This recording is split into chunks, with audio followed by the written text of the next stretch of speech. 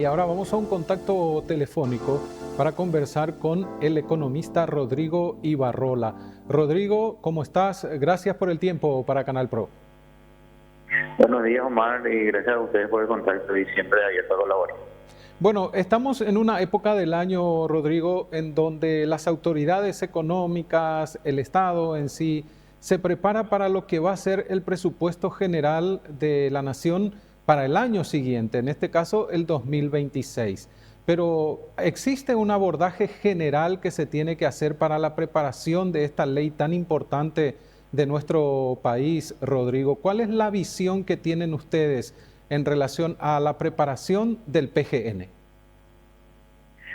Bueno, en esta época del año tengo entendido que las instituciones ya enviaron sus requerimientos al Ministerio de Economía para que esta la compile y envíe el paquete al Congreso, ¿verdad? Así es. Y, y lo que tenemos proyectado al menos es que esto va a ir en línea con los objetivos que viene mostrando el gobierno últimamente, ¿verdad? Que es adecuarse a la línea de responsabilidad fiscal y siempre fortalecer o cuando menos mantener la asistencia social dentro de lo que ellos consideran prioritario, ¿no? Que es la cuestión de la alimentación escolar y lo que tenga que ver con la inversión en educación, mantener la inversión en salud, sin disminuir demasiado la obra pública, ¿verdad? Que es el pilar un poco más débil aquí, porque cuando hablamos de ajustarnos a la línea de responsabilidad fiscal, eso implica recortar algunos gastos, ¿verdad? Por un lado recortar gastos y por otro lado también aumentar ingresos, ¿verdad? Entonces van a ir por esas dos vías, yo creo que para ajustarse a la línea de responsabilidad fiscal, ¿verdad? Ahora, ya hubo incluso promesa de las autoridades económicas de ir ajustándose cada vez más a ese tope que establece la ley precisamente, Rodrigo. Sí, de hecho es un compromiso que se asumió no solamente como política fiscal ya de largo plazo que se propuso ya hace como 10 años, y también es parte del compromiso que asumió el gobierno con el Fondo Monetario, ¿verdad? O sea que hay que cumplir esos lineamientos para estar acorde al plan, ¿verdad? Un plan, un instrumento de coordinación de políticas se llama técnicamente, donde se establecen varios puntos y varios compromisos del gobierno con el fondo que se va cumpliendo semestralmente, ¿verdad? Este informe tiene muchas cuestiones interesantes que normalmente no son difundidas, que vale la pena leer para saber a dónde apunta el gobierno, ¿verdad? Sí. Por ejemplo, cuánto se prevé recaudar, qué se prevé hacer con la ANDE, si hay previsto revisiones de regímenes tributarios, todo eso está incluido en ese informe, incluso los compromisos que asumieron las autoridades, que normalmente no se difunden al público, ¿verdad? Quedan ahí más a la expectativa, que están cronológicamente ordenados con fechas de metas para alcanzarlo, ¿verdad? Así, pero eso digo a grandes rasgos, ¿verdad? Es que responde la construcción del presupuesto y hacia dónde quiere llegar. Y es importante recordar también, Rodrigo, que la salida del tope se debió a la aparición de la pandemia en el año 2020. Entonces, por eso hablamos de reencauzar nuevamente los niveles. Sí, de hecho la ley de responsabilidad fiscal tiene un mecanismo en los cuales, un mecanismo de ajuste por el cual cuando hay algún factor externo que crea alguna situación extrema, se puede salir del tope con ese justificativo y autorización del Congreso, ¿verdad? Entonces, eso está previsto.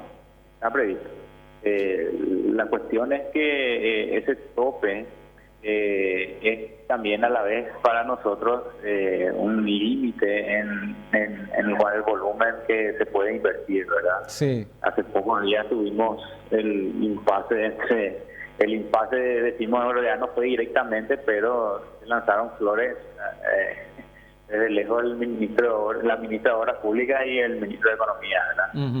Entonces, por un lado, incluso en los instrumentos y informes de organismos internacionales en los cuales participa el gobierno, ellos también dan su aprobación sobre esos comentarios y recomendaciones. El país necesita más inversión. Y el nivel al que estamos está lejos de llegar a lo necesario, ¿verdad? El último informe tenemos que estamos invirtiendo a la fecha de hoy, al mes de junio, al cierre de junio, 0,9% del PIB, ¿verdad? Y estamos muy por debajo de lo que debería ser al 4 más o menos. Entonces, tenemos un déficit por ese lado. Entonces, vemos que la prioridad del gobierno es mantener sus programas sociales emblema, que son prácticamente su bandera y están apuntando a eso. Y lo que guardan, el espacio fiscal que reservan normalmente lo destinan a eso para paliar algunas fluctuaciones en la cobertura de esos programas. Tecoporá también es otro de ellos, adultos mayores, donde se amplió un poco la cobertura y por el lado de Tecoporá se aumentó un poco también el monto a percibir. Sí. Entonces ese colchón ellos guardan más que dar más en inversión, guardan para cubrir cualquier eventualidad en su programa que ellos consideran emblemas, ¿verdad? Entonces, ese es más o menos el enfoque que yo le veo. Y sí, está bien que pongan un programa político, un programa social como su punta de lanza y en eso es lo que ellos están enfocándose y están dando prioridad, ¿verdad? Y si lo otro, hay espacio, no hay espacio, se ve después, ¿verdad? Y después vemos las quejas de la ministra, pero es un conflicto interno que ellos tendrán que manejarlo. Para que podamos entender también, Rodrigo, el presupuesto se compone de gastos, pero también estabas mencionando de inversiones. Y a veces el ajuste se hace en las inversiones y no precisamente en los gastos. Sí, lo que pasa es que en términos generales el país es un país con baja presión tributaria. Sí. Entonces, los servicios que son normalmente de asistencia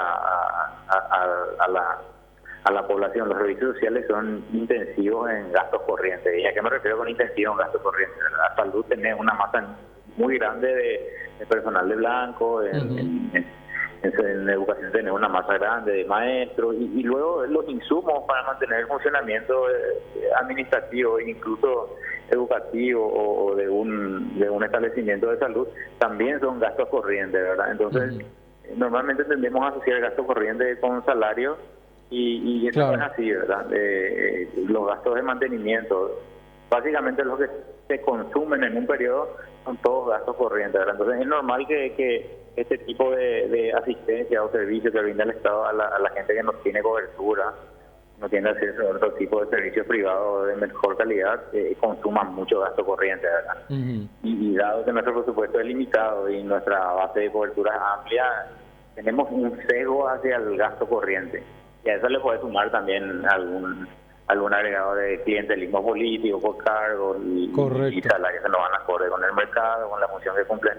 Entonces tenemos ahí una estructura que es un poco rígida y que tiende a crecer en el tiempo. Sin embargo, los ingresos no crecen al mismo tiempo. Entonces tenemos ahí un desfase entre lo que necesitamos y lo que disponemos realmente. Y más que nada por eso es lo que tenemos el déficit en inversiones que no nos permite avanzar en la forma en que deberíamos.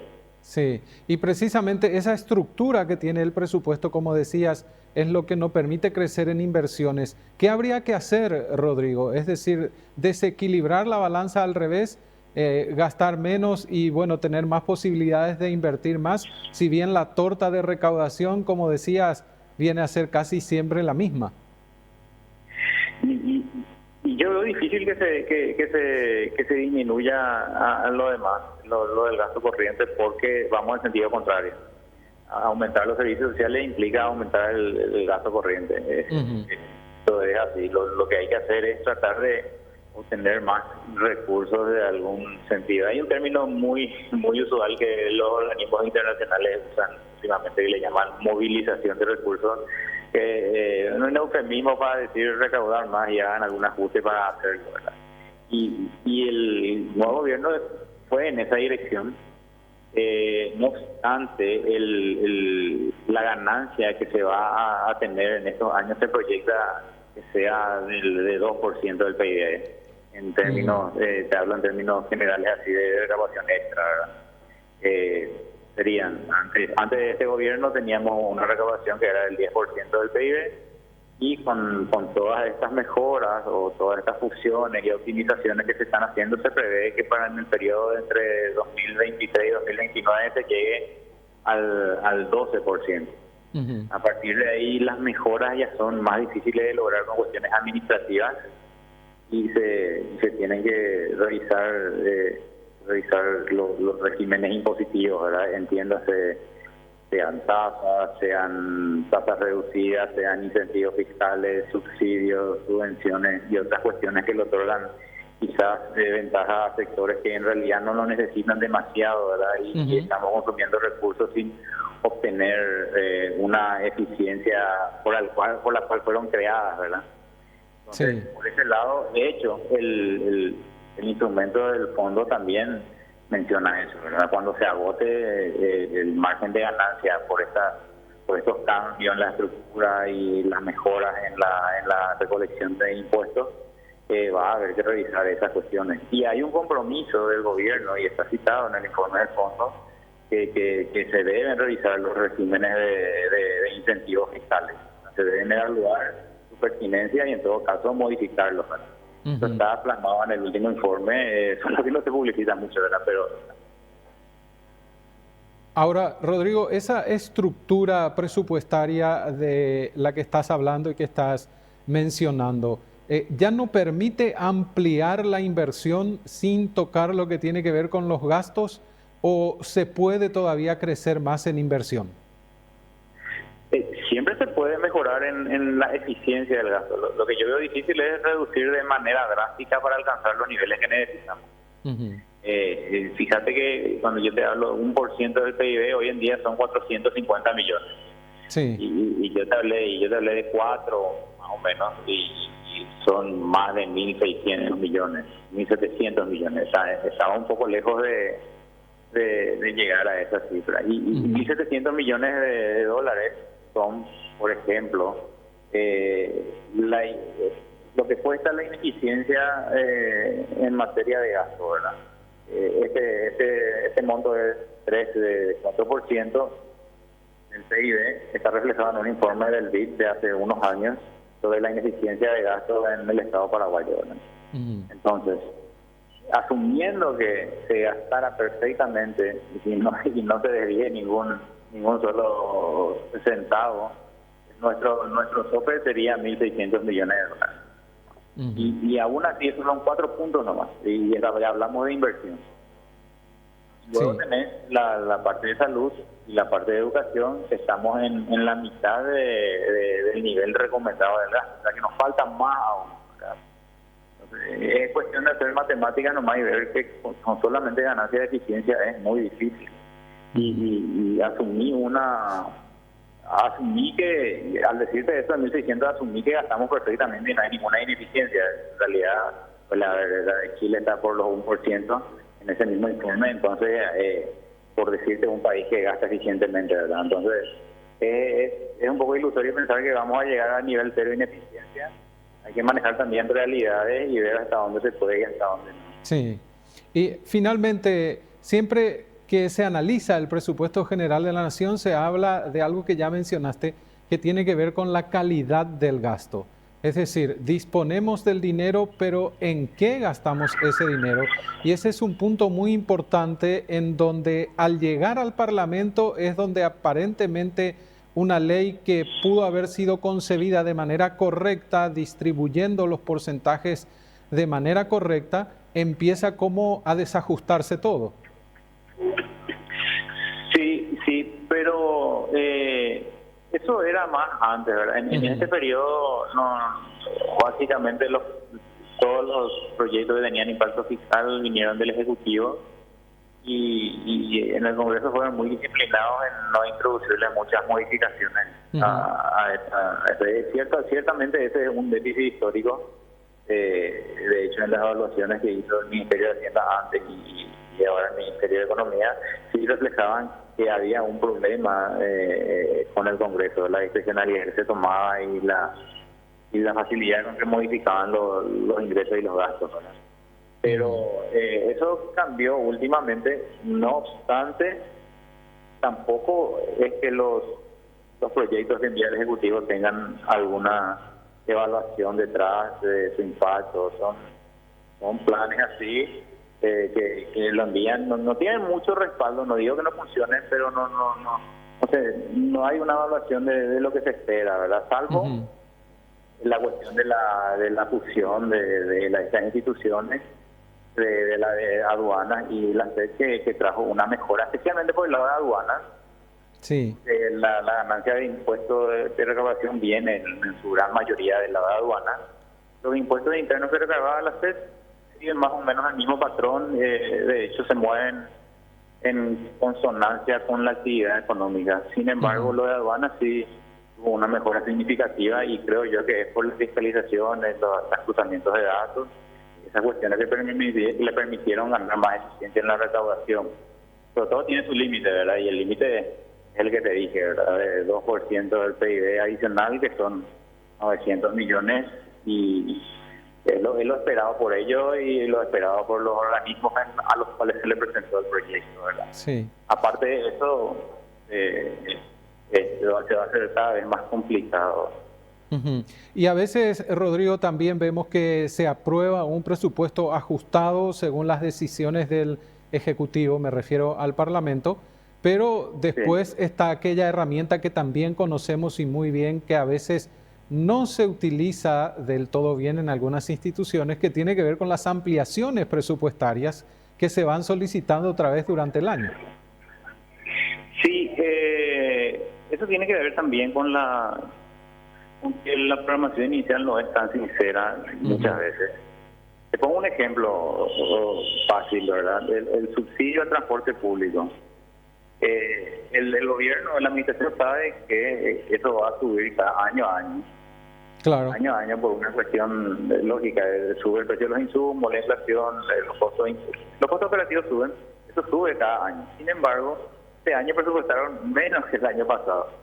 Y lo que va a pasar es, si no pasa nada extraordinario de lo usual, es que se atrasen de vuelta en el subsidio y tener una reprogramación porque no alcanza la plata y volvamos a tener ciertos problemas. Esta es una cuestión cíclica que sucede, ¿verdad? El presupuesto inicial lo hacen para ajustarse a ciertos parámetros y ya sobre el curso del año van ajustando, ¿verdad? Yo creo también que lo hacen para no asumir riesgos y no congelar, prever fondos que al final no van a poder usar. Se puede decir que todo se moviliza, una parte va a paliar a la otra, entonces eso es lo que va pasando.